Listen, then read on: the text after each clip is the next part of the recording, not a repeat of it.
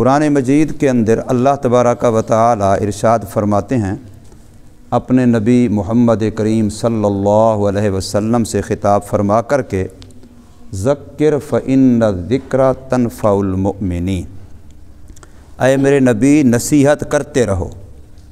کیا فرماتے ہیں؟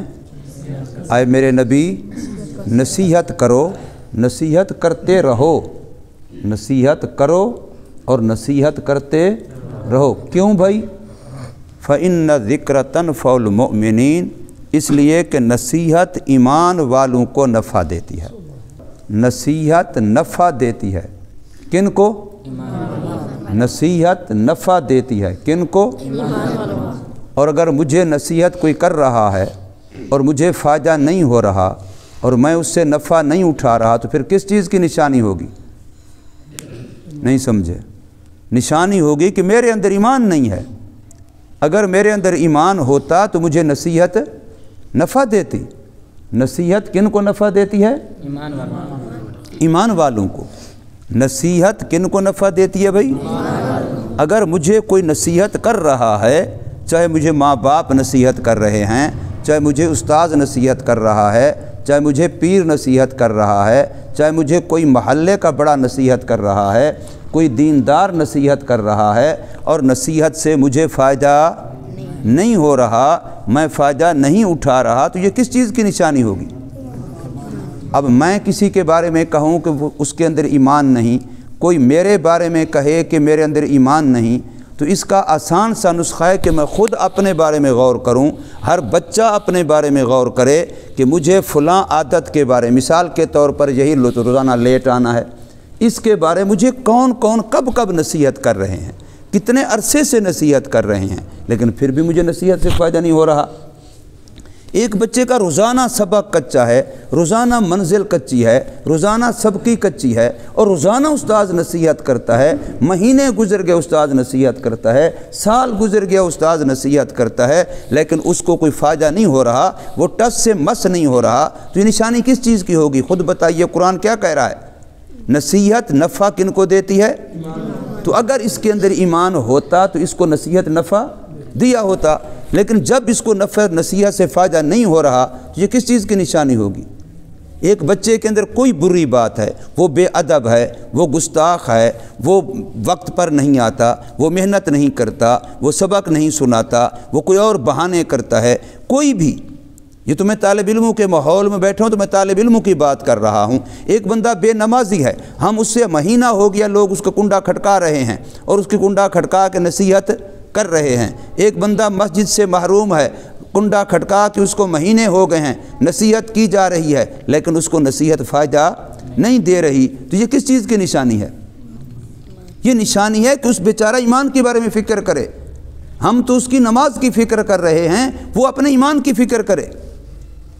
ایک بندہ سود کے پیچھے لگا ہوا ہے، سود کھاتا ہے، ایک رشوت کھاتا ہے، ایک جھوٹ بولتا ہے، کوئی اور بیماری ہے، کوئی اور بیماری ہے، اور اس کو بار بار نصیحت کی جا رہی ہے، اس کو دوست سمجھا رہے ہیں، محلے دار سمجھا رہے ہیں، ماں باپ سمجھا رہے ہیں، بڑے چھوٹے سمجھا رہے ہیں، اس کو نصیحت کی جا رہی ہے۔ اللہ کا بندہ یہ تو نقصان کر رہا ہے، تو برا کر رہا ہے، تو گندا کر رہا ہے، تیرے اندر یہ عادت پکی ہو رہی ہے، گندی عادت پکی ہو رہی ہے، تو اس سے باز آ جا، تو اس کو چھوڑ دے، لیکن اس پر اس نصیحت کا کوئی اثر نہیں ہو رہا، تو یہ نشانی کس چیز کی ہے؟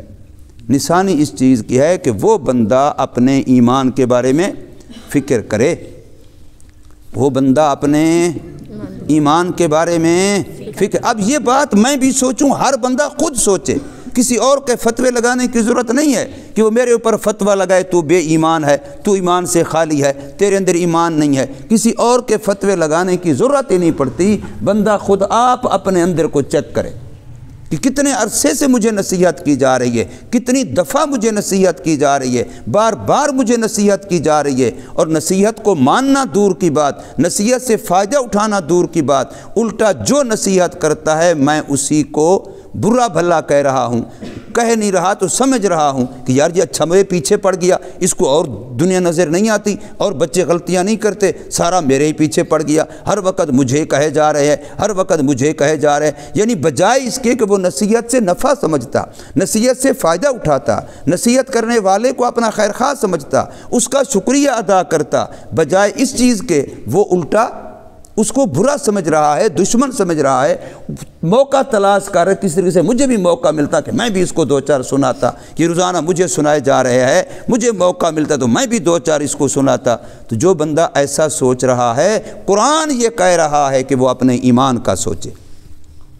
کہیں اس کے اندر ایمان تو دفع نہیں ہو گیا، ایمان تو دفن نہیں ہو گیا، ایمان تو رخصت نہیں ہو گیا، ایمان تو ختم نہیں ہو گیا، وہ بیچارہ ایمان سے خالی بیٹھا ہے، اس لیے اس کو نصیحت کرنے والے کی نصیحت اثر نہیں کر رہی۔ یہ میں اپنی طرف سے نہیں کہہ رہا، میں قرآن مجید پڑھ کے سنا رہا ہوں۔ آپ میں سے کتنے سمجھدار بچے بیٹھے ہیں اور مجھے ایک ایک کا پتہ ہے کہ کم از کم اس کو 9 مہینے ہو گئے، 8 مہینے ہو گئے، 5 مہینے ہو گئے، 4 مہینے ہو گئے، کس کس کی چیز کے بارے میں اس کو کیا کیا نصیحت کی جا رہی ہے، اور وہ ٹس سے مس نہیں ہوتا۔